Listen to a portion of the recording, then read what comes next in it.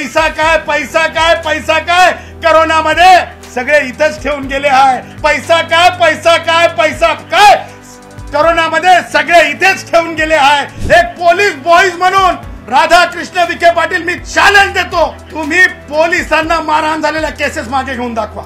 गावाकडे धाडण्यासाठी जरंगेला गावाकडे धाडण्यासाठी शासन निर्णय आला हो आला। मी सन्माननीय उपमुख्यमंत्री एकनाथरावजी शिंदे साहेबांना आवाहन करतो, कालचा शासन निर्णय हा अल्ट्रा व्हायरस आहे, हा व्हायरस आहे, हा व्हायरस आहे। तुम्ही आज चालू असलेल्या बैठकीमध्ये शिंदे साहेब हा शासन निर्णय मागे घ्यायला सांगा। या निर्णयातून मराठा भावांचा काहीच फायदा होणार नाही, परंतु या निर्णयामुळे दोन समाजाची तेढ निर्माण होण्याची वेळ आलेली आहे। मला सांगा शिंदे साहेब, सामाजिक मागासलेपण जे मी आता माझे भाऊ सांगितले, आज माझा गोसावी भाऊ असेल, माझा कुडमुड्या दोषी ब्राह्मण असेल भटकंती करणारा, त्याचबरोबर माझे इतर भाऊ असतील, या सगळ्या मागासलेल्या ओबीसींवर आपण कुऱ्हाडीनं कट कट कट त्यांचे हक्क तोडायचे का? कुऱ्हाडीनं कट कट कट आरा मशीन मध्ये टाकून जसं लाकूड कापतो तसं कापायचं का? लाकूड कापतो तसं कापायचं का?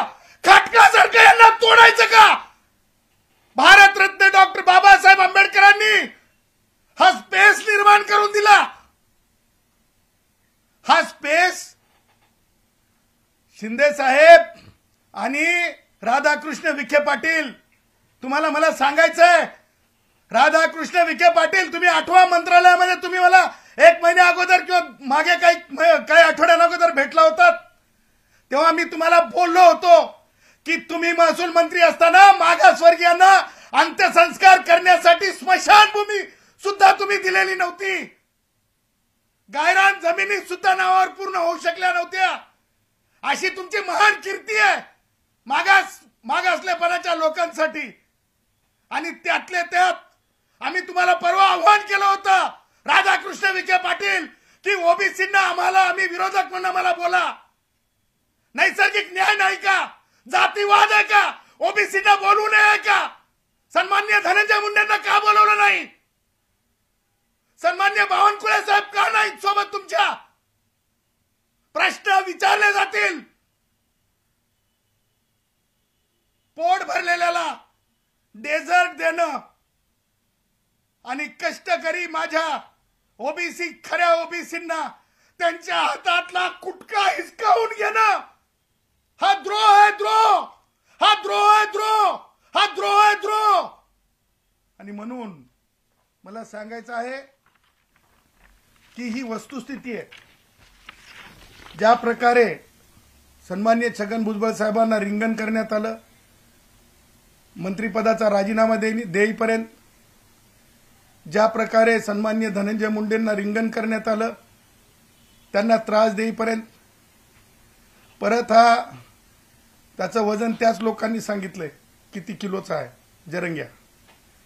ह्या मला म्हणायचं नाही किती छटाक आहे, किती छटाक आहे जरंग्या मला म्हणायचं नाही, पण जरंग्या तू ज्या प्रकारे मुंडेंचं उठवून लावतो, हे जे वक्तव्य तुझं चाललं, एका सन्माननीय पदावरल्या महिलेच्या बाबतीत तुझे बोललास,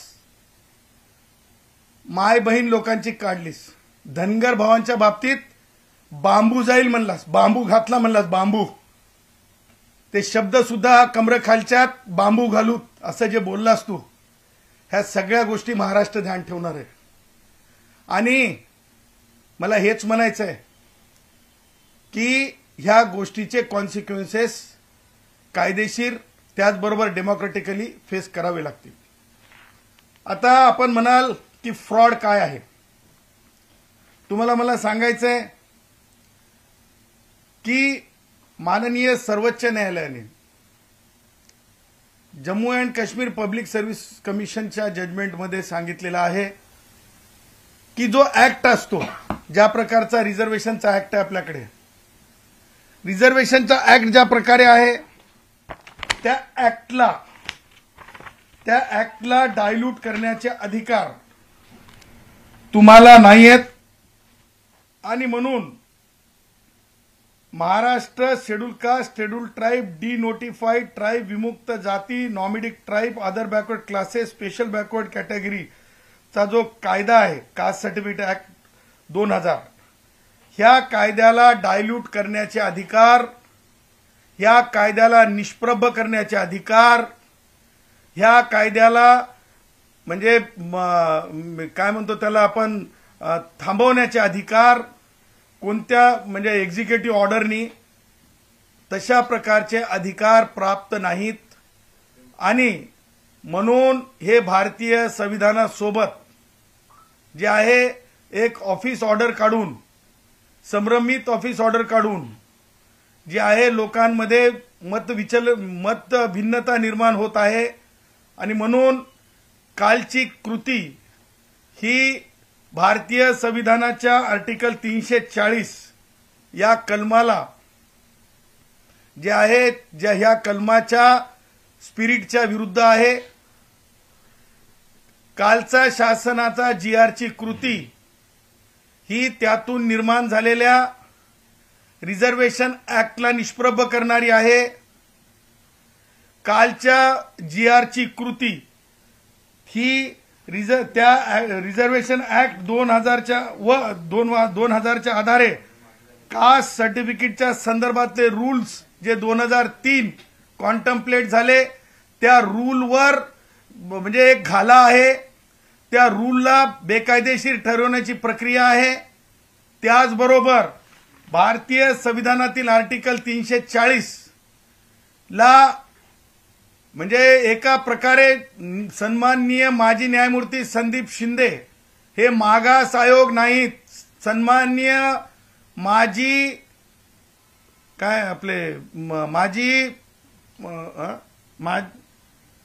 सन्माननीय माजी हे न्यायमूर्ती सन्माननीय शिंदे हे जे आहेत हे कोणत्याही प्रकारे मागास आयोग नव्हते आणि त्यामुळे त्यांना शिफारस करण्याचाच मुळात अधिकार नाही, त्यांना शिफारसच करण्याचा मुळात अधिकार नाही, कारण मागास आयोगच शिफारस करू शकते आणि त्यामुळं संदीप शिंदे न्यायमूर्ती निवृत्त यांनी जे काही चालवलेलं आहे, कारण शासन निर्णयामध्ये त्यांच्या नावाचा उल्लेख आलाय, त्यांच्या शिफारसींचा उल्लेख आलाय, त्या आधारे जर रूल मध्ये चेंज केला जात असेल तर माननीय माजी न्यायमूर्ती संदीप शिंदे यांच्या validity and sanctity of appointing as a committee ही येणाऱ्या काळात चॅलेंज केली जाईल. त्यांची नियुक्तीच अल्ट्रा व्हायरस आहे, त्यांची नियुक्तीच आयोगाच्या विरुद्ध जाऊन केलेली आहे, त्यांची नियुक्तीच पॅरलल मेकॅनिझम तयार करण्यासाठी केलेली आहे, त्यांची नियुक्तीच स्वार्थाने बडबडीत होऊन केलेली आहे. कारण त्यांनी बिगर मागासवर्गीयांच्या बाबतीमध्ये सुनावणी घेण्याचा अधिकार किंवा समर्थनात किंवा विरोधात सुनावणी घेण्याचा अधिकार मागास आयोगाला आहे आणि अशा बेकायदेशीर समितीचा आधार घेत शासन निर्णय करून रूल मध्ये त्याच्या बाबतीमध्ये घडण करण्याची जी भाषा शासन निर्णयात केलेली आहे, त्यामुळे ही सगळी कृती कायदेशीर दृष्ट्या, संविधानिक दृष्ट्या, सर्वोच्च न्यायालयाच्या जजमेंटच्या आधारे या तिन्ही गोष्टी लक्षात घेता कालचा शासन निर्णय एका अर्थाने अल्ट्रा व्हायरस आहे.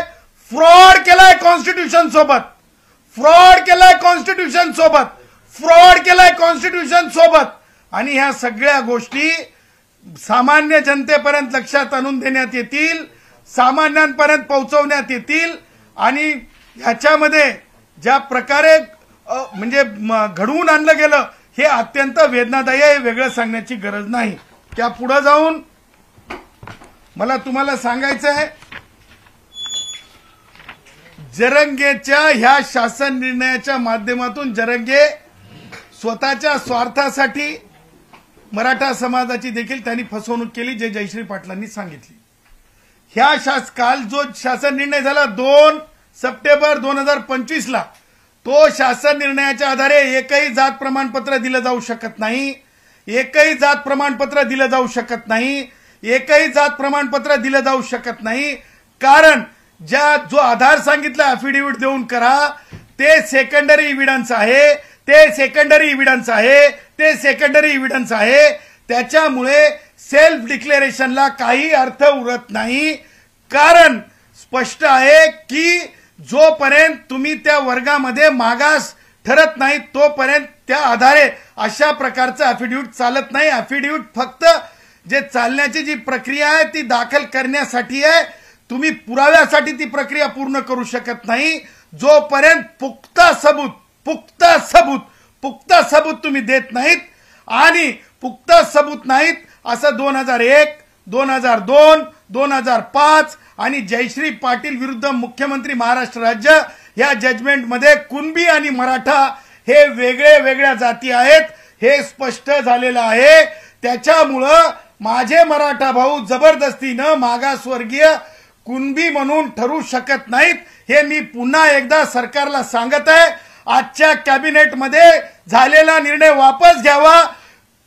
श्री राधाकृष्ण विखे पाटील जे त्यांचे पुढारी मोरके झाले होते त्यांनी माफी मागावी संबंध ओबीसी समाजाची. राधाकृष्ण विखे पाटील तुम्ही ओबीसींना भटक्यांना ऐकलं का? तुम्ही मंत्री सुद्धा आहात. तुम्हाला नैसर्गिक न्याय कळत नाही का की केवळ टेकन टू बी ग्रँटेड तुम्ही समजलं? माझ्या धनगर भावाला ऐकलं का तुम्ही? माझ्या वंजारी भावांना ऐकलं का?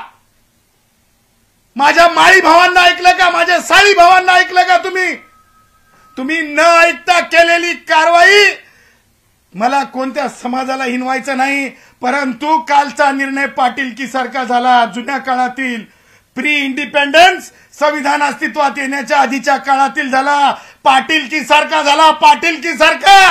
आणि संविधानिक भारताच्या राज्यामध्ये पाटीलकी सारखे निर्णय चालत नाहीत. निर्णय हे संविधान आधारित पाहिजेत. आणि म्हणून राधाकृष्ण विखे पाटलांना मी आव्हान केलंय की त्यांनी स्वतःहून तो शासन निर्णय मागे घ्यावा. आणि जर करायचंच असेल ना राधाकृष्ण विखे पाटील, तुमच्या स्वतःच्या मेडिकल कॉलेजेसमध्ये माझ्या मराठा भावांच्या लेकरांना नोकऱ्या द्या आणि फुकटमध्ये तुम्हाला जे सीट्स उरतात त्या सीट्समध्ये त्यांना आरक्षण द्या गरीब मराठा भावांना माझ्या. कारण मोदीजींना ईडब्ल्यूएस मध्ये गरिबांसाठी सवलती दिलेल्या आहेत, आरक्षण दिलेलं आहे. तुम्ही मन मोठं करा. पैसा काय करोनामध्ये सगळे इथंच ठेवून गेले आहे. पैसा काय करोनामध्ये सगळे इथेच ठेवून गेले आहे हे सुद्धा तुम्हाला सुचवण्यासाठी आहे. राधाकृष्ण विखे पाटील, मला सांगताना पुढे जाताना सांगायचंय काही महत्वाच्या गोष्टी. सगळ्या सोयऱ्यांचा निर्णय किंवा हैदराबाद गॅझेटची तत्काळ अंमलबजावणी आणि आंदोलकांवर केसेस सप्टेंबर मागे घेणार. मी राधाकृष्ण विखे पाटील तुम्हाला चॅलेंज देतो. चॅलेंज मां कसम, मेरे मां के दूध की कसम, मां कसम, भारत के संविधान की कसम, पोलीस वाल्यांवर ज्या प्रकारे अंतरवली सराटीमध्ये मारहाण झाली, रक्त पडलं, रक्ताचा थेंब पडला, एक पोलीस बॉईज म्हणून राधाकृष्ण विखे पाटील मी चॅलेंज देतो. तुम्ही पोलिसांना मारहाण झालेल्या केसेस मागे घेऊन दाखवा. देखते हैं किसमें कितना दम है, देखते हैं भारत के संविधान में ताकत है कि नहीं है, देखते हैं भारत के संविधान के अंदर न्याय है कि नहीं है. एक तरफ हम हैं और एक तरफ तुम हैं, ये भी देख लेते हैं.